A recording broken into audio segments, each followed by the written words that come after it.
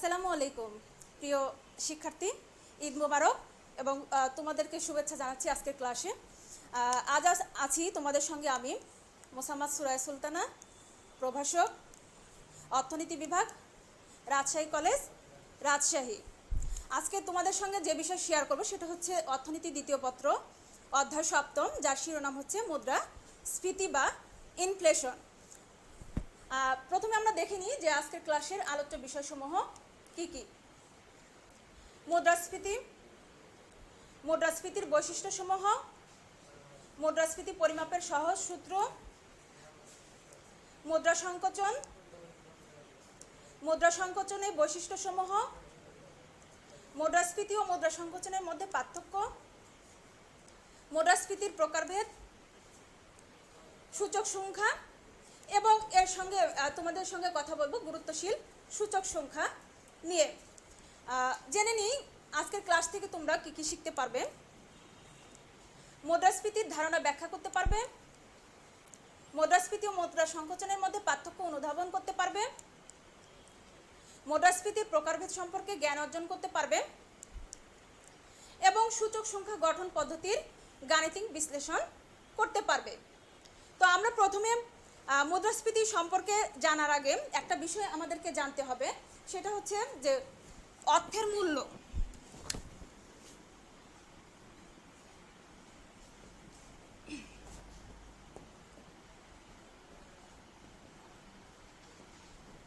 অর্থের মূল্য যে কথাটা তোমরা এই অধ্যায়ের সপ্তম অধ্যায়ের প্রায় বেশিরভাগ জায়গায় পাবে, যে অর্থের মূল্য বা অর্থের ক্রয় ক্ষমতা। তাহলে অর্থের মূল্য বলতে আমরা কি বুঝি? অর্থের মূল্য বলতে অর্থের ক্রয় ক্ষমতাকে বোঝানো হয়। নির্দিষ্ট পরিমাণ অর্থ দ্বারা যে পরিমাণ দ্রব্য ও সেবা পাওয়া যায় তাই হচ্ছে অর্থের মূল্য। এখন অর্থের মূল্য সমান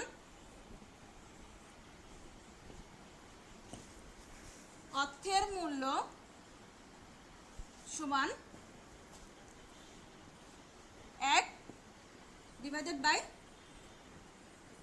1/দ্রব্য মূল্য।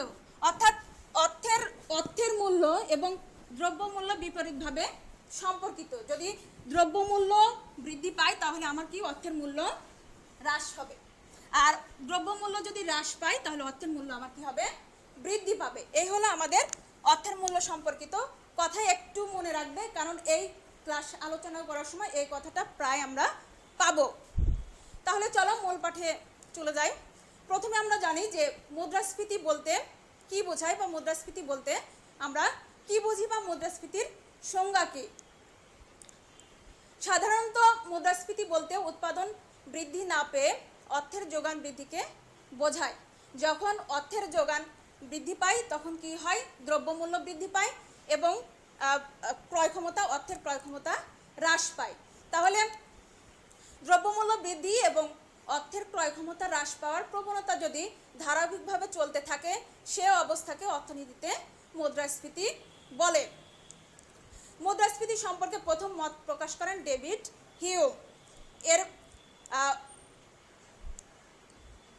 পরবর্তীতে 1810 সালে ডেভিড রিকার্ডো তিনি তার রচিত the high price of bullion গ্রন্থে মুদ্রাস্ফীতি সম্পর্কে বিশ্লেষণ করেন। পরবর্তীতে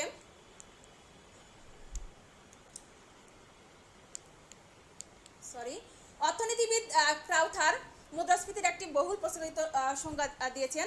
তার মতে মুদ্রাস্ফীতি এরূপ একটি পরিস্থিতি যখন অর্থের মূল্য ক্রমাগত হ্রাস পায়, অর্থাৎ দ্রব্যের দাম ক্রমে বৃদ্ধি পায়। অধ্যাপক লর্ড কেইন্সের মতে পুনর্নিয়োগ ক্ষেত্রে উৎপাদনের পরিমাণ স্থির থেকে মোট চাহিদা বৃদ্ধির দ্বারা যদি দাম স্তর বাড়ে তবে তাই হবে প্রকৃত মুদ্রাস্ফীতি। অর্থনীতিবিদ P.S. হ্যামিলটনের মতে, বা তিনি বলেন, বাজারে যে পরিমাণ ক্রয় ক্ষমতা চালু রয়েছে সে তুলনায় যদি যথেষ্ট পরিমাণ দ্রব্যের যোগান না বাড়ে তাহলে দ্রব্যমূল্যের গতি ঊর্ধ্বমুখী হয়ে মুদ্রাস্ফীতি ঘটতে থাকে। এই সংজ্ঞাগুলোর আলোকে আমরা মুদ্রাস্ফীতি যথাসম্ভব সর্বোত্তম সংজ্ঞা সম্পর্কে বলতে পারি যে সাধারণ দাম স্তরের ক্রমবৃদ্ধির প্রবণতাই হলো কি মুদ্রাস্ফীতি। তাহলে আমরা মুদ্রাস্ফীতির একটা সর্বোত্তম সংজ্ঞা কি পেলাম, যে সাধারণ দাম স্তরের ক্রমবৃদ্ধির প্রবণতাই হলো কি মুদ্রাস্ফীতি। এই হলো আমার মুদ্রাস্ফীতির সংজ্ঞা। মুদ্রাস্ফীতি বলতে আমরা কি বুঝি আমরা নিশ্চয়ই সেটা বুঝতে পেরেছি। এখন আমরা দেখব মুদ্রাস্ফীতির বৈশিষ্ট্যসমূহ। মুদ্রাস্ফীতির কি কি বৈশিষ্ট্য আছে এখন আমরা জেনে নিই। এক নম্বর দেখো যে মুদ্রাস্ফীতির বৈশিষ্ট্যের মধ্যে এক নম্বর হচ্ছে কি দাম স্তর ক্রমাগতভাবে বৃদ্ধি পায়। 2 নম্বর হলো অর্থের ক্রয় ক্ষমতা বা অর্থের মূল্য হ্রাস পায়। 3 নম্বর হচ্ছে স্বল্প পরিমাণ সেবা ও দ্রব্যের জন্য অধিক অর্থ ব্যয় হয়। সামগ্রিক যোগান অপেক্ষা সামগ্রিক চাহিদা বৃদ্ধি পায়। এবং 5 নম্বর হচ্ছে মৃদু মুদ্রাস্ফীতি বিনিয়োগ, কর্মসংস্থান ও উৎপাদন বৃদ্ধির জন্য সহায়ক। 6 নম্বর বৈশিষ্ট্য হলো মুদ্রাস্ফীতির উল্লম্ফন। মুদ্রাস্ফীতি অর্থনীতিতে চরম ভারসাম্যহীন অবস্থা সৃষ্টি করে। এই হলো মুদ্রাস্ফীতির বৈশিষ্ট্য। এই বৈশিষ্ট্যের মধ্যে আমরা দুটো কথা পেয়েছি, মৃদু মুদ্রাস্ফীতি এবং উল্লম্ফন মুদ্রাস্ফীতি। এই দুই মুদ্রাস্ফীতি যখন আমরা মুদ্রাস্ফীতির প্রকারভেদ পড়ব তখন আমরা জানবো যে এই মুদ্রাস্ফীতি বলতে আমরা কি বুঝি। এখন মুদ্রাস্ফীতি পরিমাপের সহজ সূত্র আমরা দেখব যে মুদ্রাস্ফীতি কিভাবে সহজভাবে পরিমাপ করা যায়।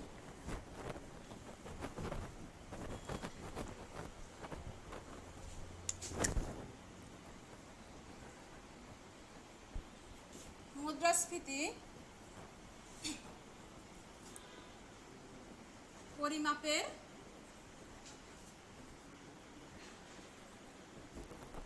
সহজ সূত্র।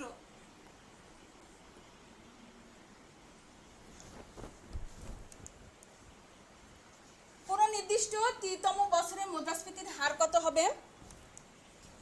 পিটি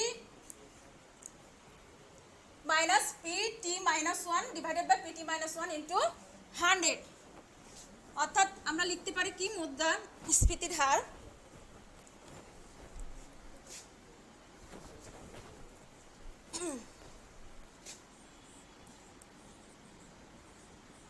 মুদ্রাস্ফীতির হার সমান কি PT minus 1 divided by PT minus 1 into 100।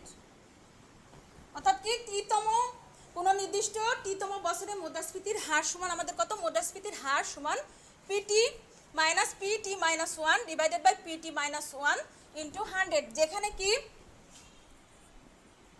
যেখানে বা এখানে বলতে পারো তোমরা পিটি ইকুয়াল টু টি-তম বছরের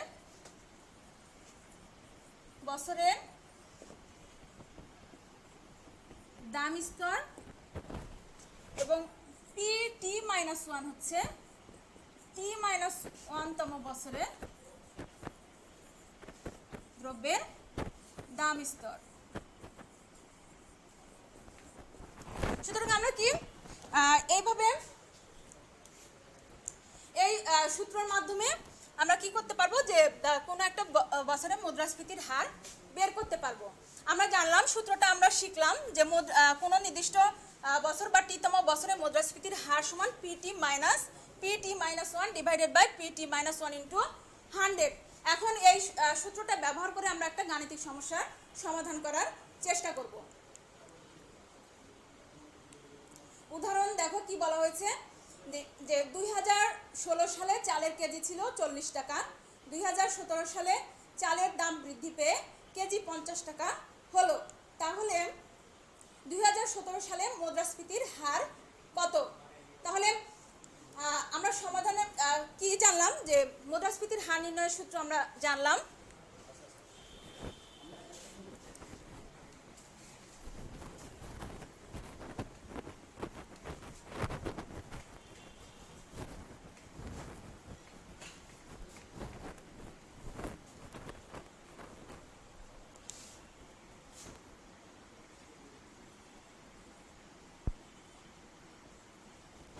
লিখি যে 2017 সালে 2000 সরি ওকে ঠিক আছে 2017 সালে মুদ্রাস্ফীতির হার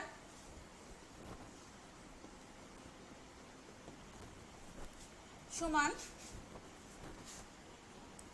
P T minus P T minus 1 divided by P T minus 1।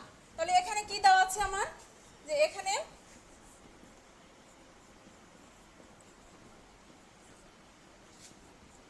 PT কত 50, তাই না? 2017 সালের চালের দাম বৃদ্ধি পেয়েছে কত 50 টাকা, তাহলে আমাদের পিটি এখানে 50 আর পিটি মাইনাস 1 কত দেওয়া হয়েছে 2016 সালের চালের কেজি হলো কত 40, তাহলে পিটি মাইনাস 1 কালটু আমাদের কত 40। তাহলে এই মান আমি পিটি আর পিটি মাইনাস 1 এর মান আমি এখানে বসিয়ে দেব। 50 40 ডিভাইডেড বাই কত 40 গুণন এখানে আমাদের 100 হবে, লিখে ফেলি।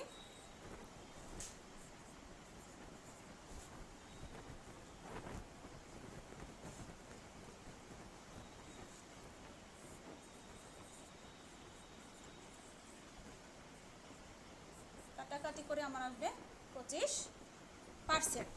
তাহলে আমার কি হলো এখানে, যে 2017 সালে মুদ্রাস্ফীতির হার কত হবে 25%। অতএব আমরা বলতে পারি 2017 সালে চালের বাজারে মুদ্রাস্ফীতির হার 25%। এইভাবে আমরা মুদ্রাস্ফীতির হার এই সহজ সূত্রের মাধ্যমে নির্ণয় করতে পারি।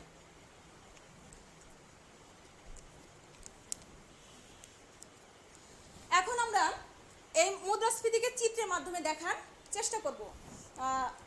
মুদ্রাস্ফীতির ধারণা আমরা চিত্রের মাধ্যমে দেখব।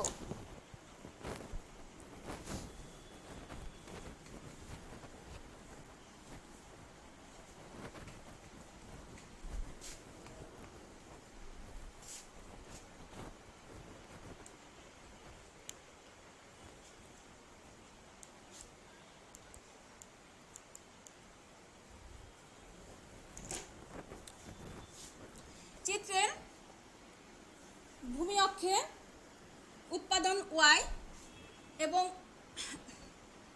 লম্ব অক্ষে দাম স্তর পি নির্দেশ করা হয়েছে। এইখানে এস হলো আমার কি, যোগান রেখা, পূর্ণ নিয়োগ অবস্থায় যোগান রেখা এস বা সামগ্রিক যোগান আমরা বলতে পারি এস। এখন চাহিদা রেখা হচ্ছে D1। এখন এই অবস্থায় ভারসাম্য প্রতিষ্ঠিত হয়েছে আমার কোথায়, এই এ বিন্দুতে। এই অবস্থায় আমার ভারসাম্য উৎপাদন কত, ও ওয়াইএফ বিন্দুতে আমার ভারসাম্য উৎপাদন আমি পাচ্ছি। এইখান থেকে যদি আমি ভারসাম্যর দাম নির্ণয় করতে পারি তাহলে আমার কত, ও P1। তাহলে প্রাথমিক চাহিদা রেখা যোগান রেখার সাথে এ বিন্দুতে ভারসাম্য প্রতিষ্ঠিত করলো। ভারসাম্য উৎপাদনের পরিমাণ হচ্ছে ও ওয়াইএফ এবং ভারসাম্য দামের পরিমাণ আমাদের কত, ও P1, অর্থাৎ P1 পর্যন্ত আমরা দাম পাচ্ছি। এখন যদি চাহিদা বৃদ্ধি পায়, এখন চাহিদা যোগান স্থির অবস্থায় যদি চাহিদা বৃদ্ধি পেয়ে D1 থেকে স্থানান্তরিত হয়ে D2 হয়, তাহলে আমাদের কি হচ্ছে, এই বিন্দুতে ভারসাম্য প্রতিষ্ঠিত হচ্ছে। বিন্দুটির নাম দিই আমি বি, P2। চাহিদা বৃদ্ধি পাচ্ছে, আমরা একটা দিলাম, সিম্বল দিলাম। তাহলে এখানে আমাদের দামের পরিবর্তন কি হচ্ছে, বৃদ্ধি পাচ্ছে। P1 থেকে P2 বৃদ্ধি পাচ্ছে, অর্থাৎ P1 P2 পরিমাণ বৃদ্ধি পাচ্ছে এবং এ থেকে বি বিন্দুতে নতুন ভারসাম্য প্রতিষ্ঠিত হচ্ছে। সুতরাং এইখানে যেহেতু দাম বৃদ্ধি পেয়েছে, তাহলে আমরা মুদ্রাস্ফীতির পরিমাণ এখানে কত, P1 P2 বি এর পরিমাণ হলো আমার মুদ্রাস্ফীতি। তো সুতরাং মুদ্রাস্ফীতির পরিমাণ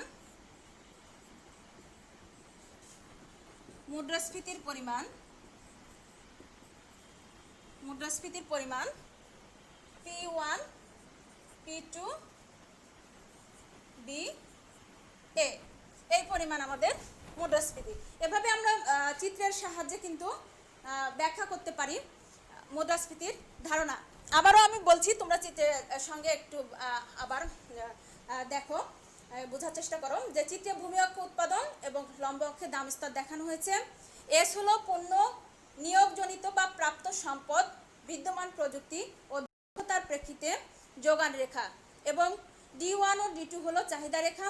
চিত্র থেকে দেখা যায় পণ্য নিয়োগ স্তরের উৎপাদন ও ওয়াইএফ অবস্থায় যোগান স্থির থেকে চাহিদা বৃদ্ধি পেয়ে D1 থেকে D2 হলে দাম স্তর বৃদ্ধি পাবে এবং কত কি পরিমাণ AB পরিমাণ বা P1 P2 পরিমাণ দাম স্তর বাড়ছে। ফলে মুদ্রাস্ফীতির পরিমাণ কত হলো আমাদের P1 P2 এবং P1 P2 BA পরিমাণ মুদ্রাস্ফীতি।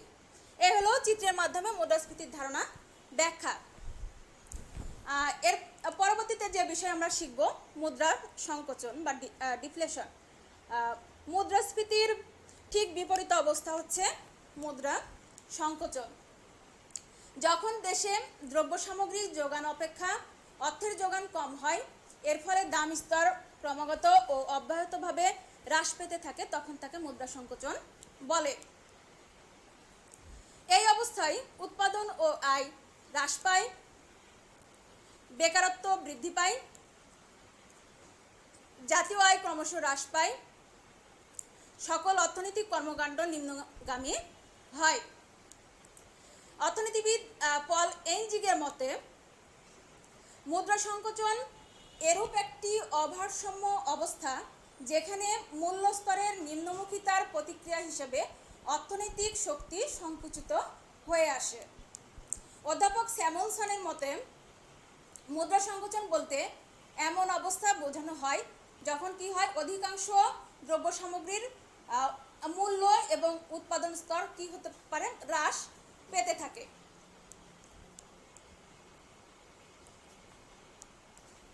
যখন কোনো দেশে দ্রব্যের যোগান অপেক্ষা মুদ্রার যোগান কম হয় এবং মূল্য স্তরের ক্রমাবনতি ঘটে অর্থাৎ হ্রাস পায়, তখন তাকে আমরা কি বলবো, মুদ্রা সংকোচন বলবো। এখন আমরা মুদ্রা সংকোচনের সংজ্ঞা জানলাম, এখন মুদ্রা সংকোচনের বৈশিষ্ট্য জানার চেষ্টা করব। মুদ্রা সংকোচনের বৈশিষ্ট্যের প্রথম এটা কি, দাম স্তর হ্রাস পায়, বিনিয়োগ কর্মসংস্থান উৎপাদন হ্রাস পায় এবং বেকারত্ব বৃদ্ধি পায়, ব্যবসায়ের মুনাফা হ্রাস পায়, সামগ্রিক চাহিদা হ্রাস পায়, জনগণের জীবনযাত্রার মান হ্রাস পায় মুদ্রা সংকোচনের সময়, এবং অর্থনীতিতে মন্দা অবস্থা দেখা দেয়। এই হলো মুদ্রা সংকোচনের বৈশিষ্ট্য। এখন মুদ্রা সংকোচনের ধারণা আমরা চিত্রের মাধ্যমে দেখার চেষ্টা করব।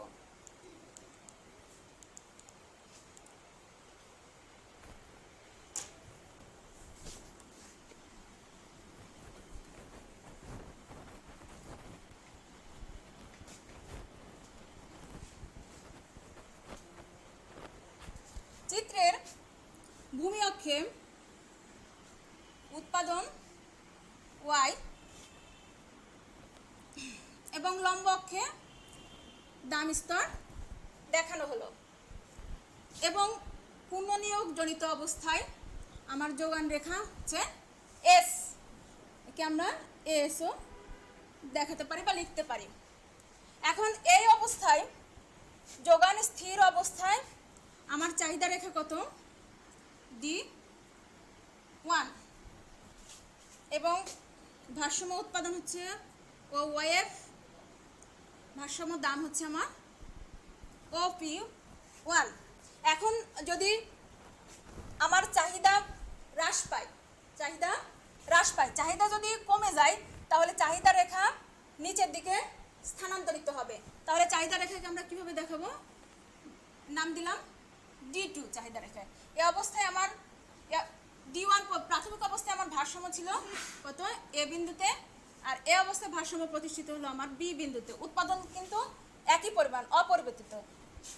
দাম স্তর কি হবে P2, অর্থাৎ দাম স্তর আমার P1 থেকে P2 তে হ্রাস পেল, P1 P2 পরিমাণ হ্রাস পেল। তাহলে আমরা কি বলবো যে এখানে দাম এবি পরিমাণ বা P1 P2 পরিমাণ কমে গেল। তাহলে আমরা এখানে মুদ্রা সংকোচনের পরিমাণ কত, মুদ্রা সংকোচনের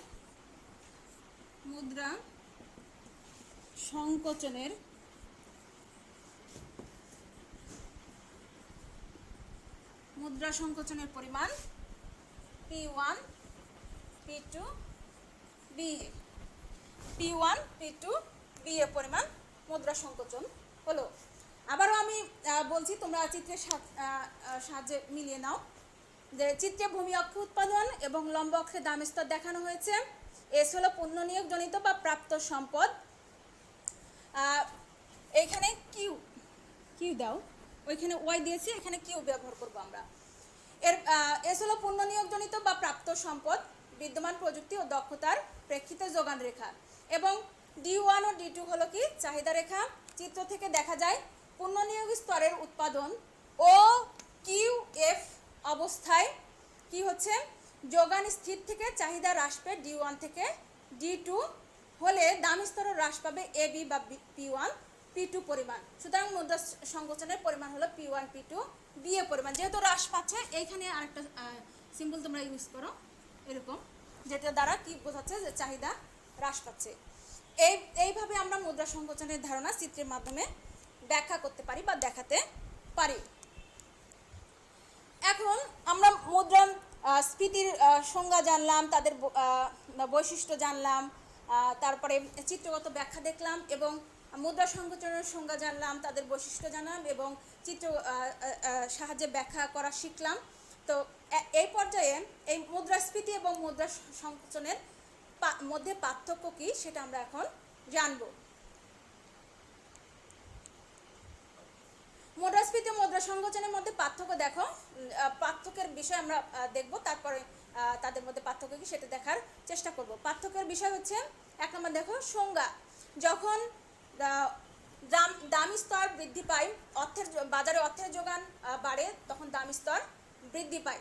এই সাধারণ দাম স্তর যখন বৃদ্ধি পায় তখন সেটাকে আমরা কি বলবো, মুদ্রাস্ফীতি। আর সাধারণ দাম স্তর যখন হ্রাস পায় তখন সেটাকে আমরা কি বলবো, মুদ্রা সংকোচন। 2 নম্বর দেখো পার্থক্যের বিষয় বিনিয়োগ। মুদ্রাস্ফীতির সময় বিনিয়োগ বৃদ্ধি পায়, আর মুদ্রা সংকোচনের সময় বিনিয়োগ হ্রাস পায়। 3 নম্বর দেখো অর্থের মূল্য। মুদ্রাস্ফীতির সময় অর্থের মূল্য হ্রাস পায়, মুদ্রাস্ফীতির সময় অর্থের মূল্য কি হয়, হ্রাস পায়, এবং মুদ্রা সংকোচনের সময় কি অর্থের মূল্য বৃদ্ধি পায়।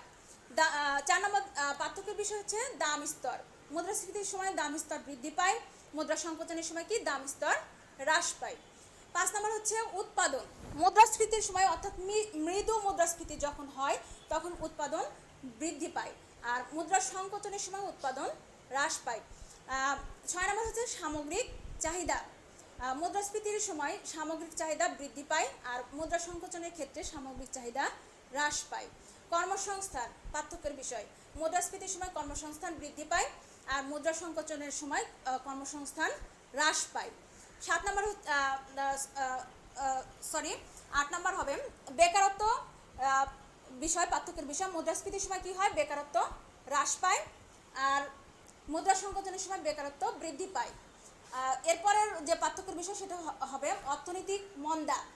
যখন মৃদু মুদ্রাস্ফীতি ঘটে তখন অর্থনীতি তার মন্দা অবস্থা থেকে উত্তরণ ঘটে, আর মুদ্রা সংকোচনের ক্ষেত্রে কি দেখা যায় যে ক্রমে অর্থনীতি মন্দার দিকে ধাবিত হয়। এরপর পার্থক্যের বিষয় হচ্ছে প্রবৃদ্ধি। মৃদু মুদ্রাস্ফীতিতে প্রবৃদ্ধি অর্জনের সহায়ক, আর মুদ্রা সংকোচন কি প্রবৃদ্ধির ক্ষেত্রে ক্ষতিকর প্রভাব ফেলে। এরপর পার্থক্যের বিষয় হচ্ছে আমাদের জীবনযাত্রার মান। মুদ্রাস্ফীতির সময় কি হয়, জীবনযাত্রার মান বৃদ্ধি পায়, আর মুদ্রা সংকোচনের ক্ষেত্রে দেখা যায় যে জীবনযাত্রার মান হ্রাস পায়। এখন আমরা এই মুদ্রাস্ফীতি এবং মুদ্রা সংকোচনকে যদি একই চিত্রে উপস্থাপন করে দেখাতে পারি তাহলে দেখা যাবে যে এদের মধ্যে পার্থক্য কি।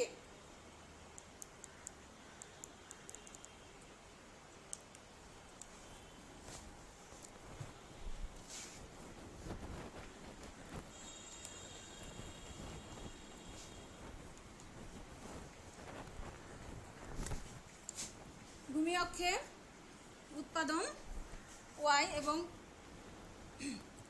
লম্ব অক্ষে দাম স্তর পি দ্বারা দেখানো হয়েছে এবং 45 ডিগ্রি লাইন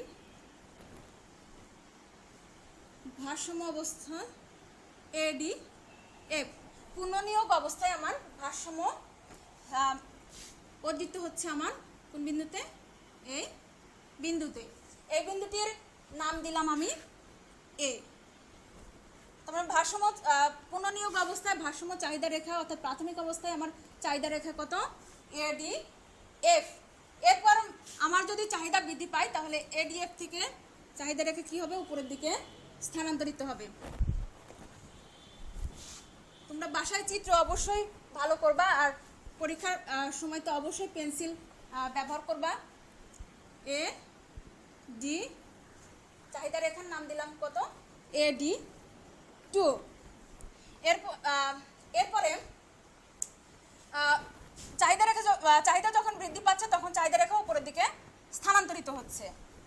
এখন কি যখন চাহিদা কমে যাবে তখন চাহিদা রেখা কি হবে? নিচের দিকে স্থানান্তরিত হবে। ঠিক আছে, নাম দিলাম A D 1।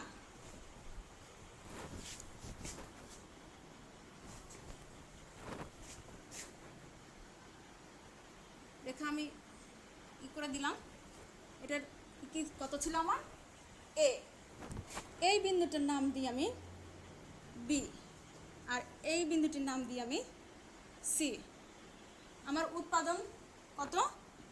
Y O Y ভারসাম্য উৎপাদন অর্থাৎ পুনর্নিয়োগ অবস্থায় উৎপাদন ও ওয়াই।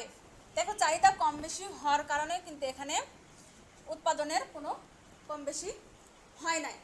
তো দেখো যে চিত্রে ভূমি অক্ষে প্রকৃত উৎপাদন ওয়াই এবং লম্ব অক্ষে দাম স্তর দেখানো হয়েছে। এডি হলো সামগ্রিক চাহিদা এবং এফ দ্বারা পুনর্নিয়োগ নির্দেশ করা হয়েছে। চিত্র অনুযায়ী পুনর্নিয়োগের উৎপাদন ওয়াইএফ স্থির থেকে সামগ্রিক চাহিদা এডিএফ থেকে এডি2 হলে বি এ পরিমাণ প্রকৃতি মুদ্রাস্ফীতি দেখা যায়। বি এ পরিমাণ আমার কি দেখা দিচ্ছে? মুদ্রাস্ফীতি, প্রকৃত মুদ্রাস্ফীতি দেখা দিচ্ছে। এইটাকে আমরা বিএকে আমরা মুদ্রাস্ফীতি ব্যবধানও বলতে পারি। এবং কি হচ্ছে সামগ্রিক চাহিদা এডি1 হলে আমার কি এসি পরিমাণ কি হচ্ছে? মুদ্রা সংকোচন দেখা দিচ্ছে। এই এসি পরিমাণকে বলা হচ্ছে আমার কি? এসি পরিমাণকে বলা হচ্ছে মুদ্রা সংকোচন ব্যবধান। এই হলো মুদ্রাস্ফীতি এবং মুদ্রা সংকোচনের মধ্যে পার্থক্য। এটাকে আমরা চিত্রের সাহায্যে এভাবে দেখাতে পারি এবং ব্যাখ্যা করতে পারি। এখন আমরা মুদ্রাস্ফীতি, মুদ্রা সংকোচন, এদের বৈশিষ্ট্য, সংজ্ঞা এবং পার্থক্য জানলাম। এখন আমরা মুদ্রাস্ফীতির প্রকারভেদ জানার চেষ্টা করব। টাইপস অফ ইনফ্লেশন জানবো আমরা। এখন মুদ্রাস্ফীতিকে কয় ভাগে ভাগ করতে পারি সেটা আমরা এখন দেখব। 1 নম্বর দেখো যে কারণ ও প্রক্রিয়া ভিত্তিক মুদ্রাস্ফীতি। এক্ষেত্রে মুদ্রাস্ফীতির ক নম্বর হচ্ছে অতিরিক্ত মুদ্রাস্ফীতি। কারণ ও প্রক্রিয়া ভিত্তিক মুদ্রাস্ফীতির ক্ষেত্রে মুদ্রাস্ফীতিকে যেভাবে ভাগ করা হচ্ছে তার প্রথমটা হচ্ছে অতিরিক্ত মুদ্রাস্ফীতি। এটা কাকে বলে? যে সরকার অতিরিক্ত নোট ছাপিয়ে বাজারে ছাড়লে এ ধরনের মুদ্রাস্ফীতি দেখা দেয়। খ নম্বর হচ্ছে ঘাটতি প্ররোচিত মুদ্রাস্ফীতি। সরকার বারবার ঘাটতি বাজেট অনুসরণ করলে অথবা কোনো বছর প্রচুর পরিমাণে ঘাটতি ব্যয় করলে এরূপ মুদ্রাস্ফীতির সৃষ্টি হয়। প্রসারিত ঋণের প্রভাব। বাণিজ্যিক ব্যাংকসমূহ বিভিন্ন ধরনের ঋণের পরিমাণ বাড়ালে বাজারে অর্থের সরবরাহ বৃদ্ধি পায়। অর্থের সরবরাহের সাথে উৎপাদন যদি সে হারে না বাড়ে তাহলে কি হবে? মুদ্রাস্ফীতি বাড়বে। এরপর রয়েছে চাহিদাজনিত মুদ্রাস্ফীতি। শ্রমের দক্ষতা, যোগান, উৎপাদন কৌশল, উৎপাদন ব্যয় প্রভৃতি স্থির অবস্থায় দ্রব্য সামগ্রীর চাহিদা বৃদ্ধি পেলে দাম স্তর কি হয়? বৃদ্ধি পায়। এরূপভাবে দাম স্তর বৃদ্ধির প্রবণতাই হলো চাহিদাজনিত মুদ্রাস্ফীতি। এখন আমরা এই চাহিদাজনিত মুদ্রাস্ফীতিকে চিত্রের মাধ্যমে দেখার চেষ্টা করব।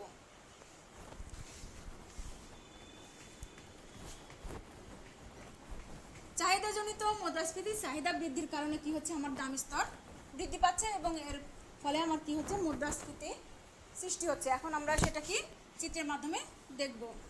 চিত্রে কি ভূমি অক্ষ উৎপাদন ওয়াই এবং লম্ব অক্ষের দাম স্তর পি দেখানো হলো এবং পূর্ণ নিয়োগ অবস্থায় আমার যোগান রেখা কত, এস রেখা পূর্ণ নিয়োগ অবস্থায়। প্রাথমিক অবস্থায় আমার চাহিদা কত, D1 রেখা দ্বারা আমি চাহিদা নির্দেশ করলাম, যার ভারসাম্য বিন্দু কোনটা, এইটা এ বিন্দু, যার নাম দিলাম আমি এ ও ওয়াইএফ P1 দিয়ে দাও, P1। এরপরে কি, যখন আমার চাহিদা বৃদ্ধি পাবে তখন আমার কি হবে, চাহিদা রেখা উপরের দিকে স্থানান্তরিত হবে, D2 রেখা। এখানে ভারসাম্য প্রতিষ্ঠিত হবে, এর নাম দিলাম আমি P। তাহলে আমার দাম কত পাচ্ছি, P2, অর্থাৎ দাম আমার BA বা P1 P2 পরিমাণ বা P2 P1 পরিমাণ আমার দাম বৃদ্ধি পাচ্ছে। যেহেতু চাহিদা, এখানে তোমরা একটা সিম্বল ইউজ করবা যেটা দ্বারা কি চাহিদা বৃদ্ধি নির্দেশ করে। তাহলে এখানে চাহিদা জনিত মুদ্রাস্ফীতির পরিমাণ কত হচ্ছে, P1 P2 BA পরিমাণ। তাহলে আমরা লিখি চাহিদা জনিত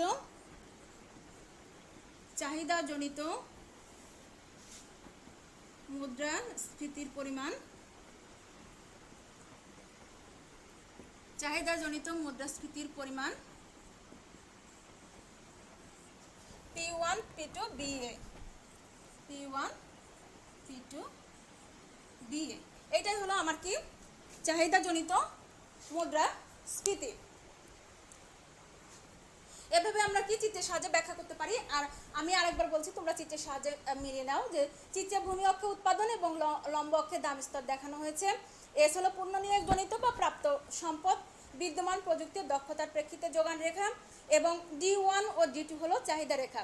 চিত্র থেকে দেখা যায় পূর্ণ নিয়োগ স্তরের উৎপাদন ও ওয়াইএফ অবস্থায় যোগান স্থির থেকে চাহিদা বৃদ্ধি পেয়ে D1 থেকে D2 হলে দাম স্তরও বৃদ্ধি পাবে AB বা P1 P2 পরিমাণ। সুতরাং চাহিদাজনিত মুদ্রাস্ফীতির পরিমাণ হলো আমার কত, P1 P2 BA পরিমাণ। এইভাবে আমরা চাহিদাজনিত মুদ্রাস্ফীতিকে চিত্রের মাধ্যমে ব্যাখ্যা করতে পারি। এখন আমরা জানবো ব্যয়জনিত মুদ্রাস্ফীতি। দ্রব্যের চাহিদা স্থির থেকে উৎপাদন ব্যয় বৃদ্ধির কারণে অথবা প্রাকৃতিক বিপর্যয়ে উৎপাদন হ্রাস পেলে দ্রব্যের যোগান হ্রাস পায়। এরূপ অবস্থায় দাম স্তর বৃদ্ধির প্রবণতাকে ব্যয়জনিত মুদ্রাস্ফীতি বলে। এখন ব্যয়জনিত মুদ্রাস্ফীতিকে আমরা কি চিত্রের সাহায্যে দেখার চেষ্টা করব। ব্যয়জনিত মুদ্রাস্ফীতি,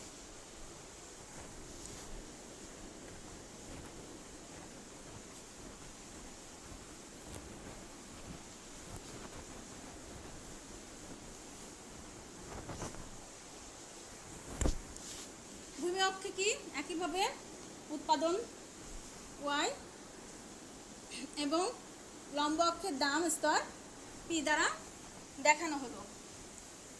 এখন আমার যোগান রেখা কত, চাহিদা রেখা আঁকি আগে, চাহিদা রেখা ডি, চাহিদা রেখা ডি দ্বারা দেখানো হয়েছে এবং যোগান রেখা S0। এই অবস্থায় প্রাথমিক অবস্থায় আমার ভারসাম্য প্রতিষ্ঠিত হবে কোথায়, এই বিন্দুতে, নাম দিলাম আমি কি E0। এরপরে যখন উৎপাদন ব্যয় বৃদ্ধি পাবে তখন কি হবে, এই যোগান রেখা বা যোগান কমে যাবে, ফলে যোগান রেখা কি হবে, উপরের দিকে স্থানান্তরিত হবে। তাহলে S1 যোগান রেখা আমরা পেলাম। এই S1 যোগান রেখা কি এই বিন্দুতে এই চাহিদা রেখার সাথে ভারসাম্য প্রতিষ্ঠা করেছে, যার নাম দিলাম আমি কি E1। এই ক্ষেত্রে প্রাথমিক অবস্থায় দেখো দাম আমার কত ছিল, P1 ও P1।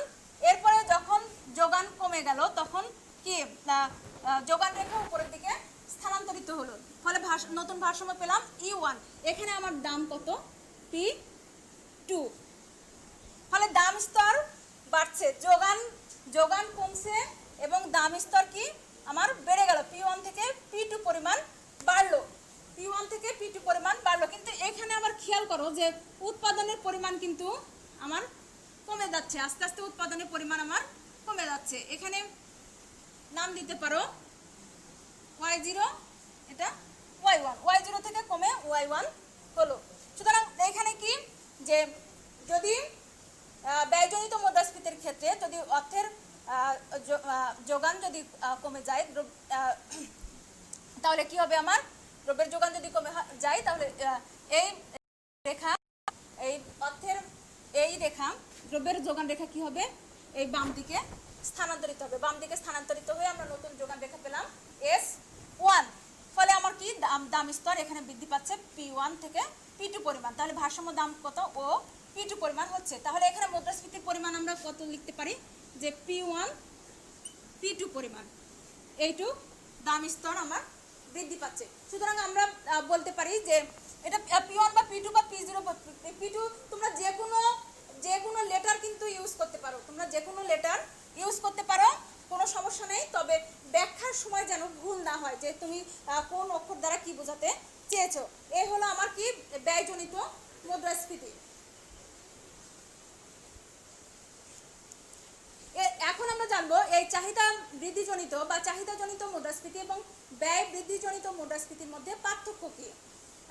খেয়াল করো যে শ্রমের দক্ষতা, যোগান, উৎপাদন কৌশল, উৎপাদন ব্যয় স্থির অবস্থায়, অর্থের পরিমাণ, সরকারি ব্যয় এবং ভোগ বৃদ্ধির ফলে দ্রব্য সেবার চাহিদা বৃদ্ধির কারণে দাম স্তর বৃদ্ধি পেয়ে চাহিদাজনিত মুদ্রাস্ফীতির সৃষ্টি হয়।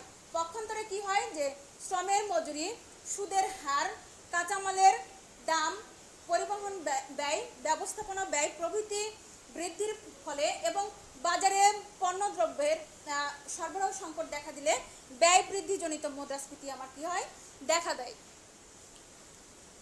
এরপরে কি 2 নম্বর হচ্ছে যে চাহিদা বৃদ্ধিজনিত মুদ্রাস্ফীতির দাম স্তর বৃদ্ধি পায় এবং উৎপাদন ও পণ্য নিয়োগের পূর্বে বৃদ্ধি পায়, কিন্তু পণ্য নিয়োগের পর উৎপাদন বৃদ্ধি পায় না, স্থির থাকে। পক্ষান্তরে ব্যয় বৃদ্ধিজনিত মুদ্রাস্ফীতির ক্ষেত্রে দাম স্তর বাড়লেও উৎপাদনের পরিমাণ কি হয়, হ্রাস পায়।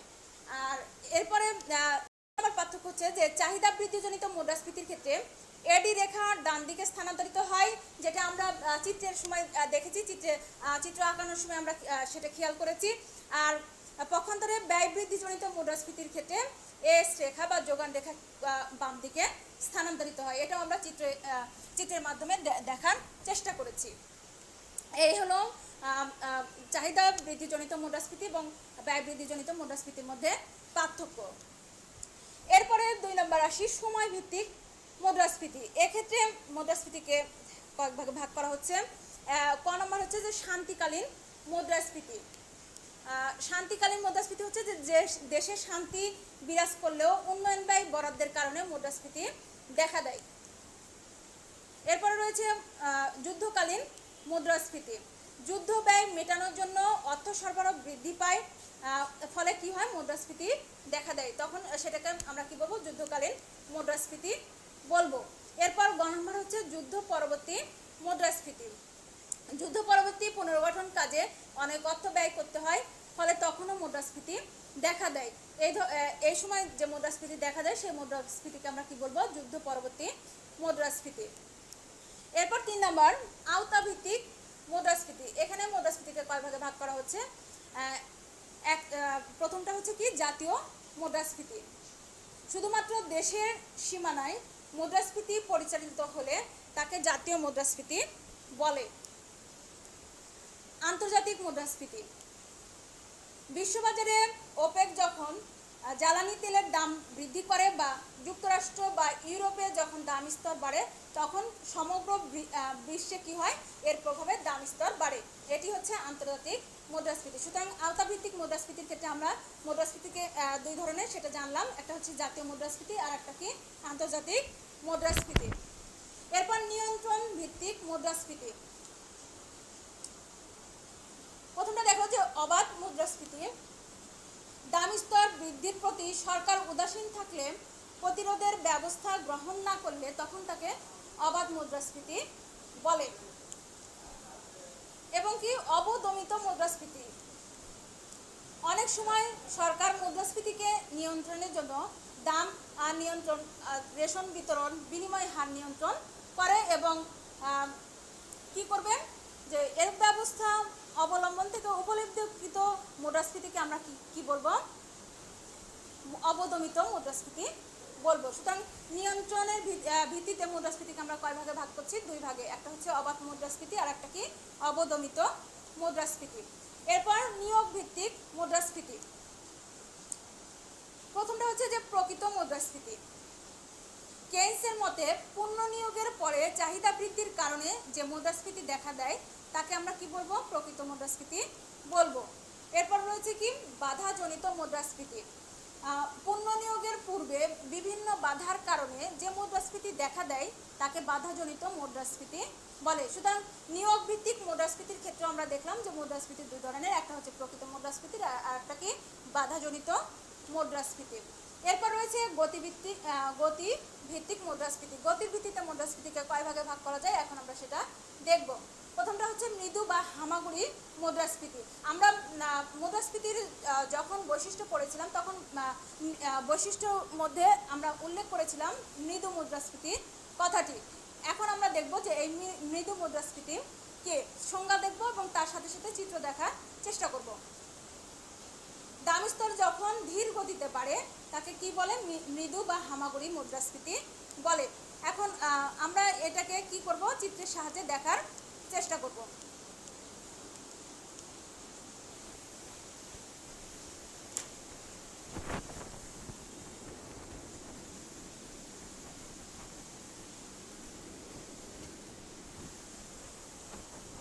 চিত্রে কি ভূমি অক্ষে উৎপাদন এবং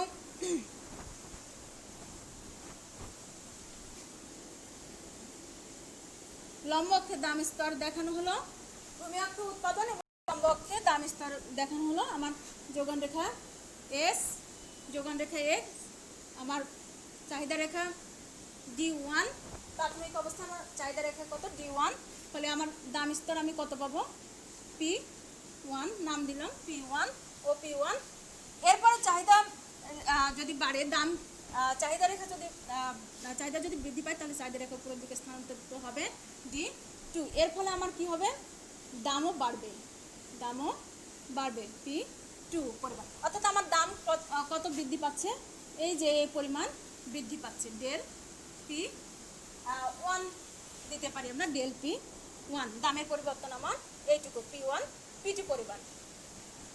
এটা হলো কি যে চাহিদা বাড়ার কারণে দাম আস্তে আস্তে বাড়ছে বা ধীর গতিতে বাড়ছে। এই কারণে এইখানে যে মুদ্রাস্ফীতিটা দেখা দিচ্ছে এই মুদ্রাস্ফীতিকে কি বলা হচ্ছে, মৃদু মুদ্রাস্ফীতি বা হামাগুড়ি মুদ্রাস্ফীতি বা কৃতি ইনফ্লেশন বলা হয়। এইভাবে আমরা কি মৃদু মুদ্রাস্ফীতিকে চিত্রের মাধ্যমে ব্যাখ্যা করতে পারি। এরপরে রয়েছে পদ সঞ্চারী মুদ্রাস্ফীতি। এইটা কাকে বলে, যে দাম স্তর যখন হাঁটে বিপদ সংকেত বোঝায় তখন তাকে কি বলা হয়, পদ সঞ্চারী মুদ্রাস্ফীতি বলা হয়। কি বলা হলো, যে দাম স্তর যখন হাঁটে বিপদ সংকেত বোঝায় তখন তাকে কি বলা হবে, পদ সঞ্চারী মুদ্রাস্ফীতি বলা হবে। এখন আমরা চিত্রের মাধ্যমে দেখি যে পদ সঞ্চারী মুদ্রাস্ফীতিটা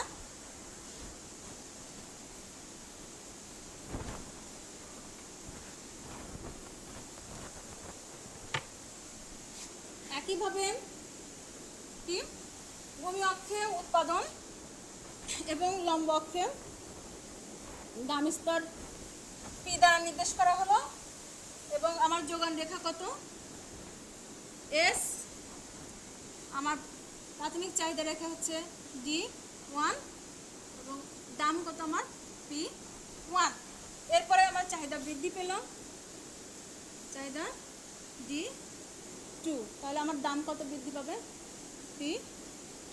তাহলে পার্থক্যের পরিমাণ আমার হচ্ছে কি, এটা ডেল P2, ডেল P2, চাহিদার পরিবর্তন P1 থেকে P2 পরিমাণ, অর্থাৎ P1 P2 পরিমাণ আমার দাম বৃদ্ধি পেল।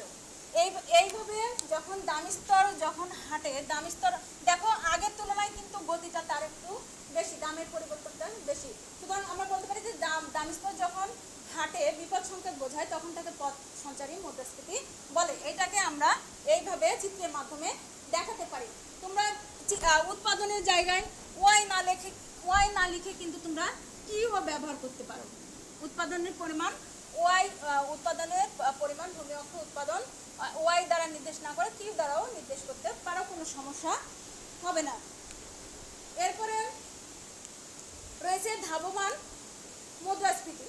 এটা কি, যে দামস্থল যখন দৌড়ে চলে, ক্রমে তা নিয়ন্ত্রণের বাইরে চলে যায়, তাকে কি বলে, ধাবমান মুদ্রাস্ফীতি বলে। কি বলা হলো, যে দামস্তর যখন দৌড়ে চলে এবং সেটাকে নিয়ন্ত্রণ করা যায় না, নিয়ন্ত্রণের বাইরে চলে যায়, তখন সেটাকে আমরা কি বলবো, ধাবমান মুদ্রাস্ফীতি বলবো। এটাকে আমরা চিত্রের মাধ্যমে দেখার চেষ্টা করব ধাবমান মুদ্রাস্ফীতি কি।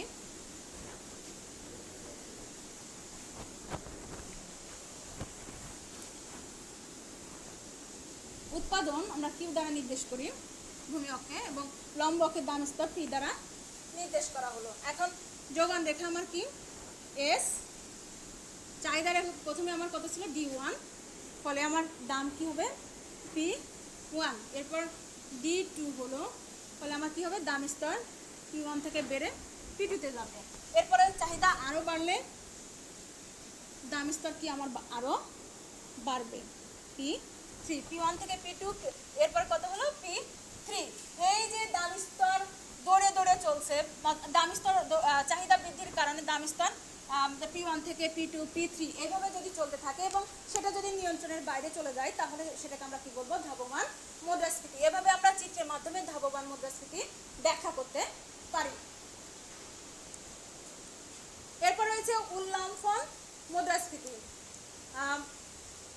উল্লম্ফন যখন অস্বাভাবিক গতিতে লাফিয়ে লাফিয়ে দাম স্তর বাড়ে, তখন তাকে কি বলা হয়, উল্লম্ফন মুদ্রাস্ফীতি। অর্থাৎ কি, অস্বাভাবিক গতিতে দাম স্তর লাফিয়ে লাফিয়ে চলবে, তখন সেটাকে আমরা কি বলবো, উল্লম্ফন মুদ্রাস্ফীতি বলবো। এটাকেও আমরা চিত্রের মাধ্যমে দেখার চেষ্টা করব।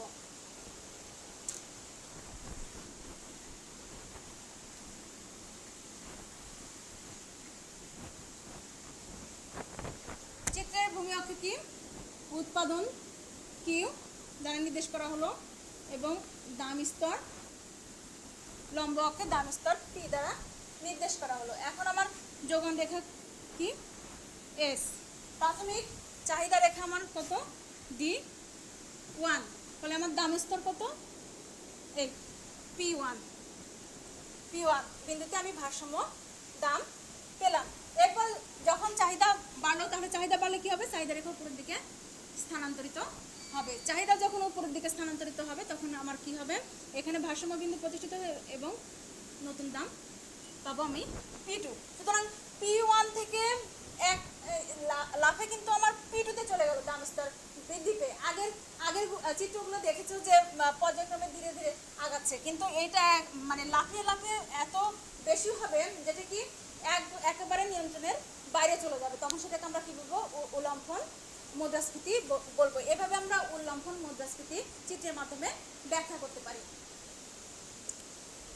এখন এই যে চার ধরনের মুদ্রাস্ফীতি আমরা দেখলাম চিত্রের মাধ্যমে, এই চার ধরনের মুদ্রাস্ফীতিকে আমরা যদি এয়ার এবং পার্সেন্টেজ অফ প্রাইস রাইজের ভিত্তিতে দেখাই, তাহলে গতির ভিত্তিতে, তাহলে আমরা এই ধরনের চিত্র পাবো। অর্থাৎ প্রথমে ক্রিপিং ইনফ্লেশন, তারপরে ওয়াকিং ইনফ্লেশন, এরপরে রানিং ইনফ্লেশন এবং হাইপার ইনফ্লেশন। এভাবে একই চিত্রে আমরা এই চারটা মুদ্রাস্ফীতিকে এভাবে গতির ভিত্তিতে দেখাতে পারি। এরপরে 7 নম্বর রয়েছে প্রত্যাশা ভিত্তিক মুদ্রাস্ফীতি। ক নম্বর হচ্ছে প্রত্যাশিত মুদ্রাস্ফীতি। যখন জনগণ পূর্বেই ভবিষ্যৎ দাম স্তর বৃদ্ধি বা মুদ্রাস্ফীতির হার সম্পর্কে অনুমান করতে পারে, তাকে প্রত্যাশিত মুদ্রাস্ফীতি বলে। এরপর রয়েছে অপ্রত্যাশিত মুদ্রাস্ফীতি। আকস্মিকভাবে যদি দেশে দাম স্তর বেড়ে যায়, তখন তাকে অপ্রত্যাশিত মুদ্রাস্ফীতি বলে। সুতরাং প্রত্যাশা ভিত্তিক মুদ্রাস্ফীতির ক্ষেত্রে আমরা দেখলাম যে মুদ্রাস্ফীতি দুই ধরনের, একটা হচ্ছে প্রত্যাশিত মুদ্রাস্ফীতি এবং আরেকটা হচ্ছে কি, অপ্রত্যাশিত মুদ্রাস্ফীতি। এই হলো মুদ্রাস্ফীতির প্রকারভেদ। আমরা দেখলাম যে মুদ্রাস্ফীতিকে আমরা কয়ভাবে ভাগ করতে পারি এবং কিছু কিছু মুদ্রাস্ফীতি যেটা আমরা চিত্র দিয়ে সেটা ব্যাখ্যা করার চেষ্টা করেছি। এরপরে যে বিষয়টি আমরা পড়বো সেটা হচ্ছে যে মুদ্রাস্ফীতি পরিমাপ করার জন্য বিষয়টা আমাদের লাগবে জানা দরকার, সেটা হচ্ছে যে সূচক সংখ্যা। সূচক সংখ্যা কাকে বলে সেটা আগে আমরা জানি, যে কোনো নির্দিষ্ট বছরের গড়পড়তা মূল্যকে অন্য কোনো ভিত্তি বছরের গড়পড়তা মূল্যের তুলনায় শতাংশ রূপে প্রকাশ করার জন্য যে সংখ্যাবাচক পদ্ধতি ব্যবহার করা হয় তাকে কি বলে? সূচক সংখ্যা বলে। কি বলা হলো? যে কোনো নির্দিষ্ট বছরের গড়পড়তা মূল্যকে অন্য কোনো ভিত্তি বছরের গড়পড়তা মূল্যের তুলনায় শতাংশ রূপে প্রকাশ করার জন্য যে সংখ্যাবাচক পদ্ধতি ব্যবহার করা হয় তাকে কি বলে? সূচক সংখ্যা বলে। অধ্যাপক ব্লেয়ারের মতে সূচক সংখ্যা হলো একটি বিশেষ বৈশিষ্ট্যপূর্ণ গড়। অধ্যাপক ক্রুকসপান অ্যান্ড কার্ডেনের মতে সূচক সংখ্যা হলো পারস্পরিক সম্পর্কযুক্ত কতগুলো বিষয়ের পার্থক্যের ব্যবধান পরিমাপ করার কৌশল। এই সংখ্যাগুলোর প্রেক্ষিতে আমরা একটা সূচক সংখ্যা ভালো একটা সংখ্যায় আসতে পারি, সেটা হচ্ছে যে কোনো একটি আদর্শ সময় বা অবস্থানকে ভিত্তি ধরে এ সময় বা অবস্থানের সাপেক্ষে অন্য কোনো সময়ে বা অবস্থানের কোনো অর্থনৈতিক রাশিমালা, যেমন মূল্য, উৎপাদিত পণ্যের পরিমাণ ইত্যাদির পরিবর্তিত অবস্থাকে শতকরায় প্রকাশ করলে যে বিশুদ্ধ সংখ্যা পাওয়া যায় তাকে কি বলে? সূচক সংখ্যা বলে।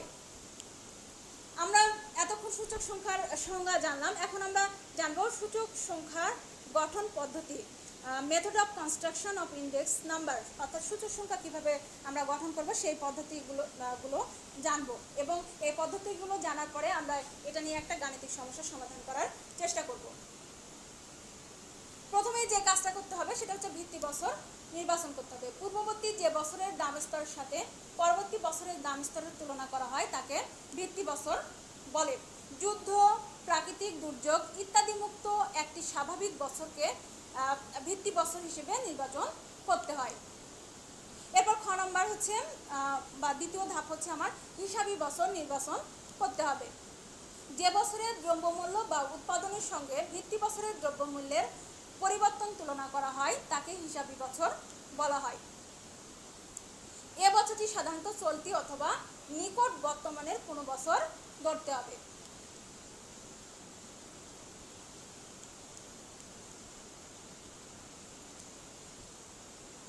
এরপর রয়েছে দ্রব্য নির্বাচন। সূচক সংখ্যা তৈরির জন্য কতগুলো প্রধান প্রতিনিধিত্বমূলক দ্রব্য নির্বাচন করতে হয়, অর্থাৎ নির্বাচিত দ্রব্যগুলো সমাজের অধিকাংশ লোক ভোগ করে এরূপ হওয়া প্রয়োজন।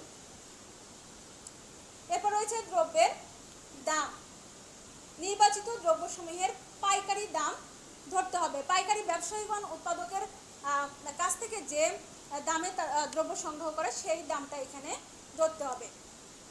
এক্ষেত্রে ভিত্তি বছর ও আলোচ্য বছরের প্রতিনিধিত্বমূলক দ্রব্যগুলোর পাইকারি দাম সংগ্রহ করে একটি তালিকা প্রস্তুত করা হয়। এরপর যে বিষয়টা করতে হবে যে দাম শতকরা হিসেবে প্রকাশ করতে হবে।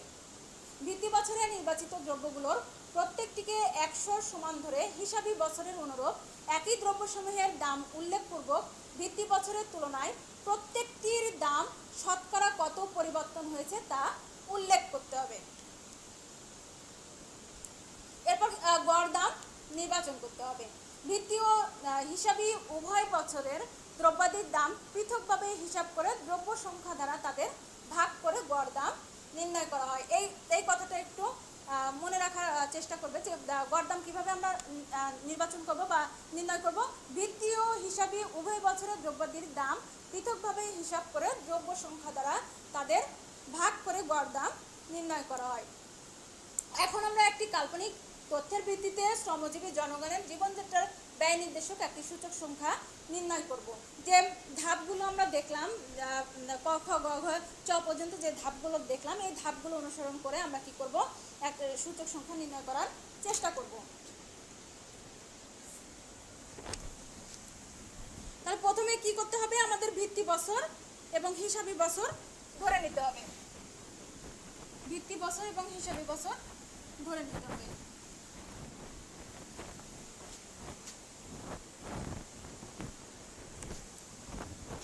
আমরা এখন নির্ণয় করব কি? সরল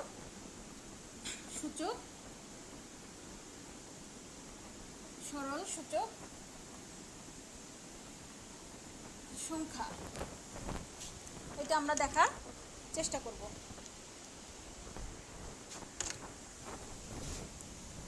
বছর কি?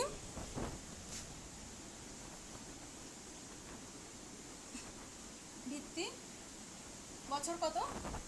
1996 সাল। ভিত্তি বছর আমার 1996 সাল।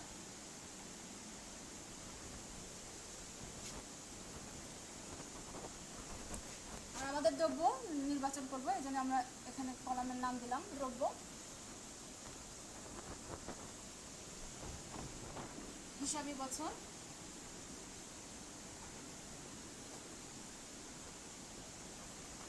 দিব আমি কি 2006 সাল। দ্রব্য কি গঠন পদ্ধতি আলোচনা করার সময় বলা হয়েছিল যে নিত্য প্রয়োজনীয় দ্রব্য বিবেচনা করতে হবে। তাহলে আমি করি যে চাল,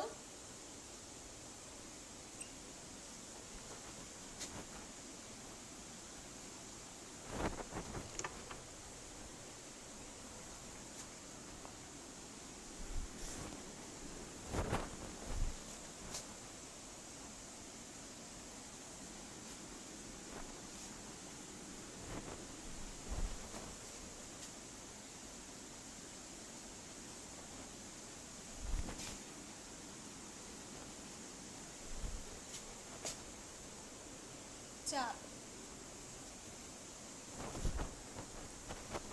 এখানে দ্রব্যের দাম, ভিত্তি বছরের দ্রব্যের দাম ও একক এবং দামের কি শতকরা হার। এরপরে আমি কি দেব, এখানে দ্রব্যের দাম, হিসাবি বছরের দ্রব্যের দাম এবং কি একক, আর এখানে কি হিসাবি বছরে দ্রব্যের দামের শতকরা হার। এখন আমরা এই জায়গায় একটা বিষয় জেনে নিই যে শতকরার হার কিভাবে নির্ণয় করব ভিত্তি বছরের ক্ষেত্রে।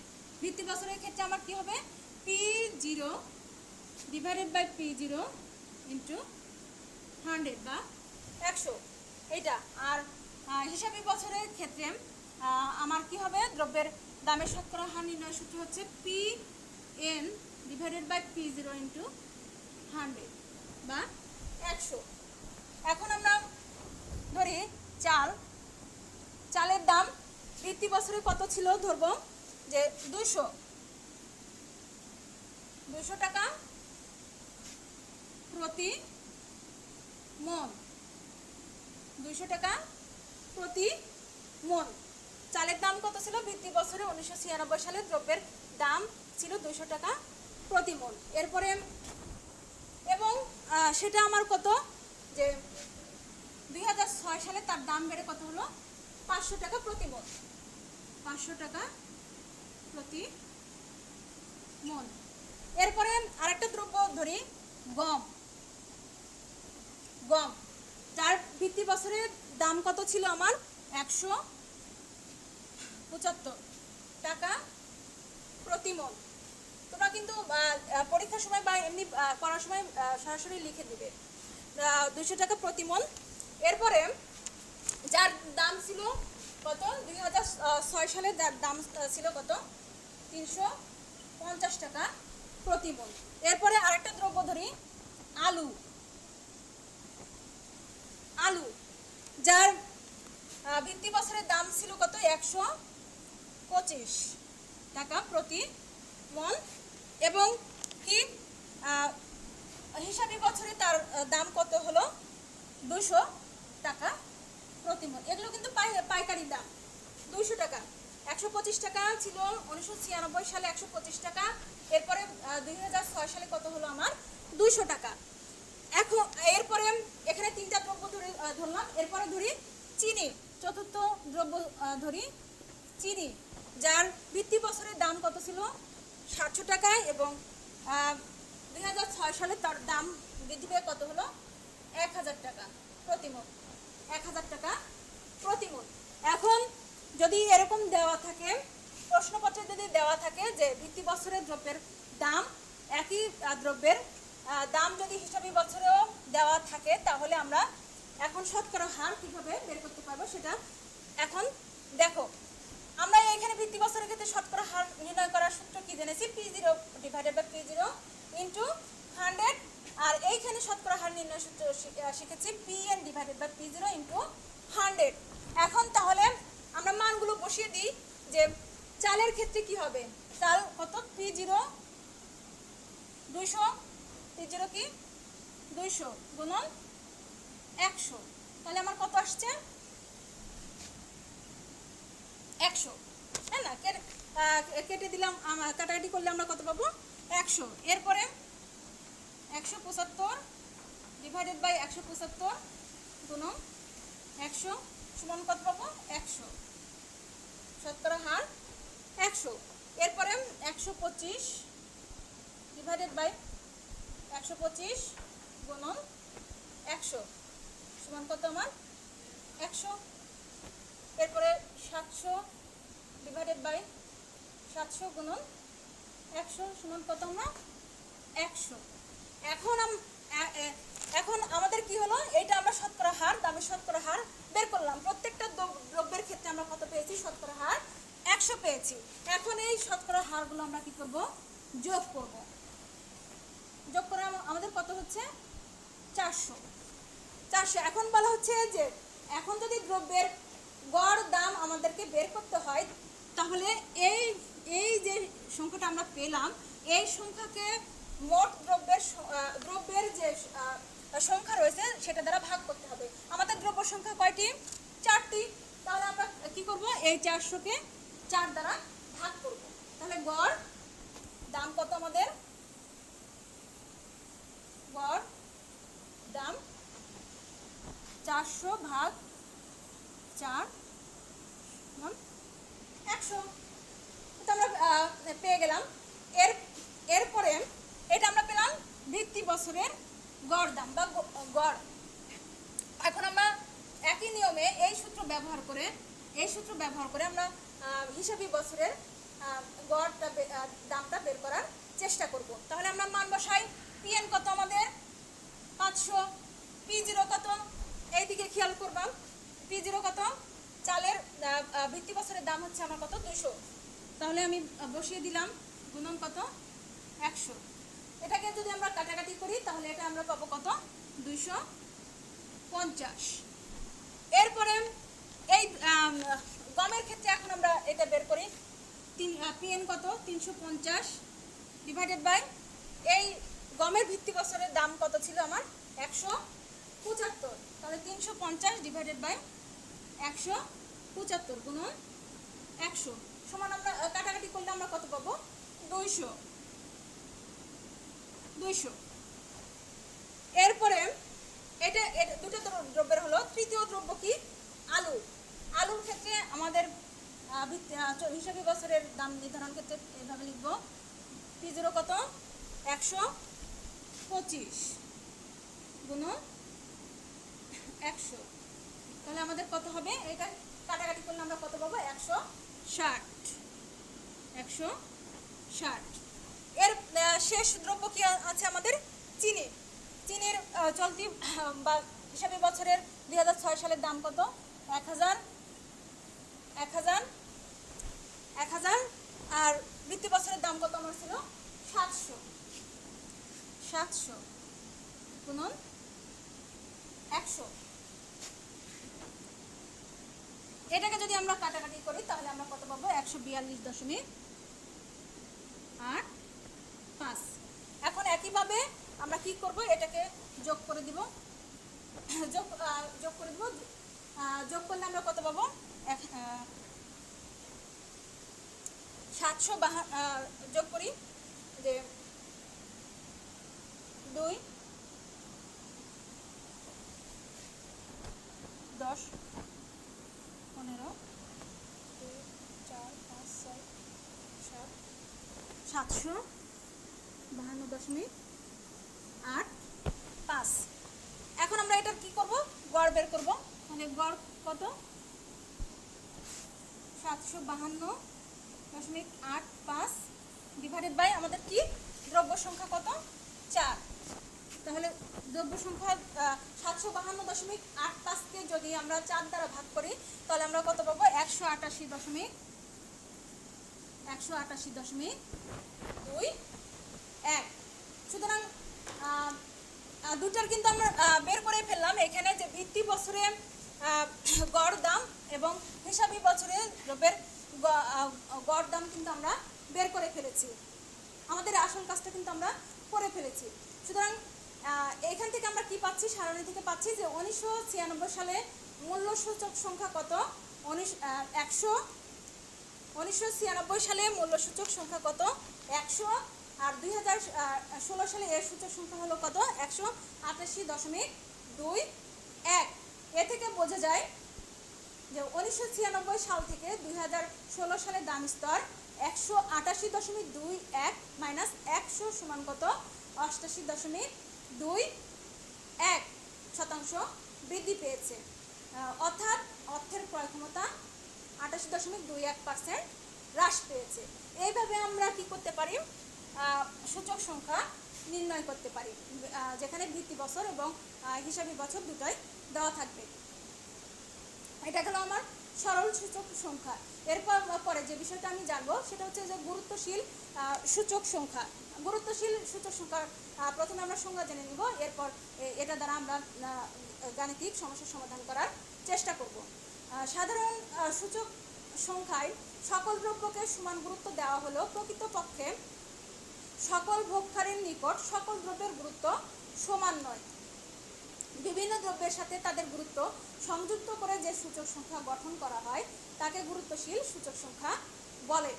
প্রতিনিধিত্বমূলক দ্রব্যসমূহের প্রত্যেকের উপযোগের ভিত্তিতে গুরুত্ব 1, 2, 3, 4, 5 প্রভৃতি সংখ্যা দিয়ে ভিত্তি বছর ও হিসাবি বছরের দ্রব্যের দামের শতকরা হারকে গুণ করে মোট গুরুত্বের পরিমাণ দ্বারা ভাগ করে গড় দাম স্তর নির্ণয়ের মাধ্যমে গুরুত্বশীল সূচক সংখ্যা নির্ণয় করা হয়। কি বলা হলো যে প্রতিনিধিত্বমূলক দ্রব্যসমূহের প্রত্যেকের উপযোগের ভিত্তিতে বা গুরুত্ব 1, 2, 3, 4, 5 প্রভৃতি সংখ্যা দিয়ে ভিত্তি বছর ও হিসাবি বছরের দ্রব্যের দামের শতকরা হারকে গুণ করে মোট গুরুত্বের পরিমাণ দ্বারা ভাগ করে গড় দাম স্তর নির্ণয়ের মাধ্যমে গুরুত্বশীল সূচক সংখ্যা নির্ণয় করা হয়। এখন আমরা দেখি যে গুরুত্বশীল সূচক সংখ্যা আমরা সমস্যার সমাধান কিভাবে করতে পারি।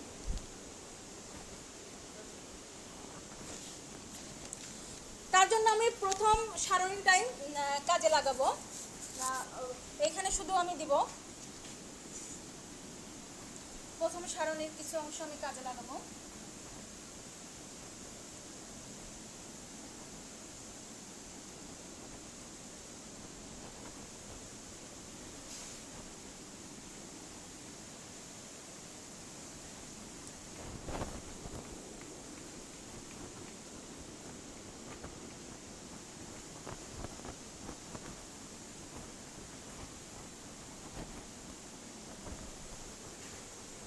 চারটা দ্রব্য দেওয়া আছে এবং তাদের ভিত্তি বছর 1996 সালে দ্রব্যের দাম দেওয়া আছে এবং হিসাবি বছর 2006 সালে এই একই দ্রব্যের দামগুলো দেওয়া আছে। তাহলে এইখান থেকে আমরা কিভাবে গুরুত্বশীল সূচক সংখ্যা নির্ণয় করব? তাহলে একইভাবে আমরা কি করব, প্রথমে শতকরা হার বের করে নিব। শতকরা হার বের করে নেওয়ার পর সেটাকে কি করব, গুরুত্ব দিয়ে গুণ করব। সেটাকে কি করব,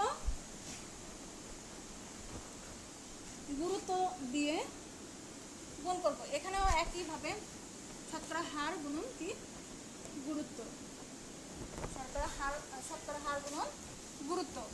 এখন শতকরা হার চালের ক্ষেত্রে আমরা কত পেয়েছিলাম 100। এখন চাল, গম, আলু, চিনি এই চারটা দ্রব্যের মধ্যে আমি প্রথম গুরুত্ব দিলাম চালকে, এই জন্য এর গুরুত্বর মান কত হবে আমার 4। চারটা দ্রব্যের মধ্যে প্রধান গুরুত্ব দিলাম, এই জন্য গুরুত্ব হবে 4। এরপরে গম 3, এরপরে 2, এরপরে চিনি হচ্ছে কি 1। সবচেয়ে কম গুরুত্ব দিলাম চিনিকে, এই জন্য চিনির গুরুত্ব এখানে আমি 1 ধরলাম। এরপরে কি করব, মানে এখানে লেখা আছে শতকরা হার গুণন গুরুত্ব। শতকরা হার চালের ক্ষেত্রে 100 পেয়েছি, সেটাকে আমি 4 দ্বারা গুণ করব, কত পাবো 400। এরপরে এর শতকরা হার আমার কত 100, গুরুত্ব কত 3 সমান কি 300। এরপরে আলুর শতকরা হার ভিত্তি বছরের কত ছিল আমার গুণন গুরুত্ব 2 200। এরপরে চিনির শতকরা হার আমি কত পেয়েছিলাম 100 আর গুরুত্ব কত 1 সমান কত আমার 100। এখন এই যে শতকরা হার গুণন গুরুত্ব যে মানগুলো পেলাম সেই মানগুলো যোগ করে দিব। মান যোগ করে দিলে আমার কত আসছে 1000 1000। আর এই দিকে যে আমি গুরুত্ব যে সংখ্যাগুলো ধরেছি এগুলো কি করব আমি যোগ করে দেব। যোগ করলে আমার কত আসছে 4 3 7 8 9 10। এখন এই ক্ষেত্রে বলা হচ্ছে যে এই মানটাকে গুরুত্বের যে সংখ্যা আমরা পাচ্ছি যে মোট আমরা মানটা পাচ্ছি এটা দ্বারা ভাগ করলে আমরা কি পাবো গড় দাম স্তর পাবো। তাহলে আমরা দুই দাম মানই জানি, তাহলে গড় দাম স্তর সমান কত 1000 ভাগ কত 10, তাহলে আমরা কত পাচ্ছি 100। সুতরাং এখানে কি ভিত্তি বছরে গড় দাম স্তর কত 100। গুরুত্বশীল এইখানে নাম দিয়ে দিই যে গুরুত্বশীল সূচক সংখ্যা,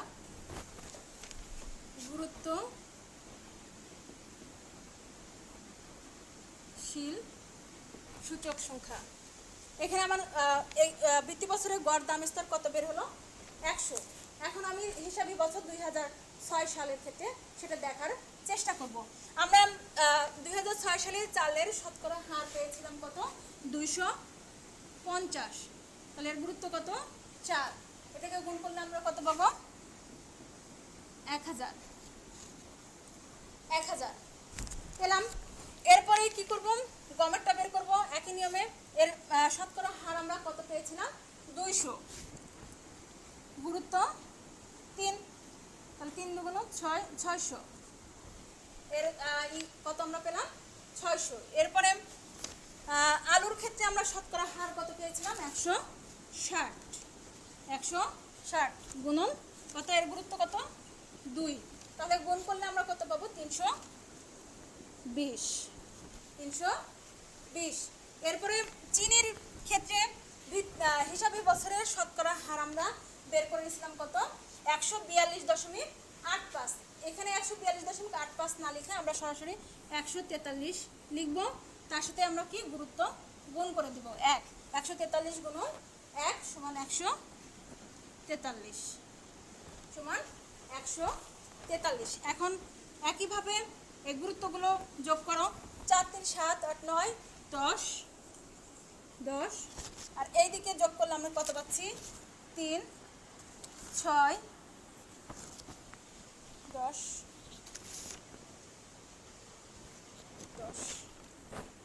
2063।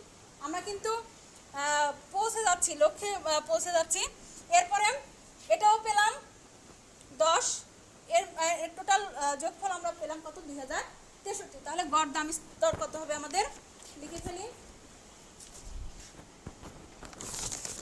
গড়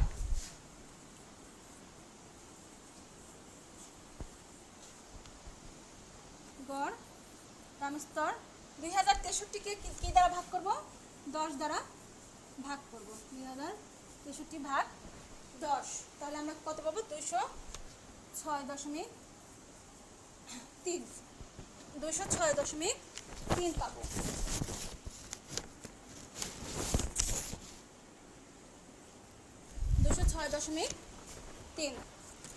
এইভাবে কি আমরা বৃদ্ধি বছরে এবং হিসাবি বছরে কি করতে পারি গড় দাম স্তর বের করতে পারি, অর্থাৎ গুরুত্বশীল সূচক সংখ্যা নির্ণয় করতে পারি। এখন এখান থেকে এক্ষেত্রে দ্রব্যের দাম স্তর 206.3 মাইনাস 100 সমান 106.3 ভাগ বেড়েছে এবং সমপরিমাণ অর্থের ক্রয় ক্ষমতা তথা অর্থমূল্য হ্রাস পেয়েছে। আমরা এইভাবে এটার সমাধান বের করতে পারি।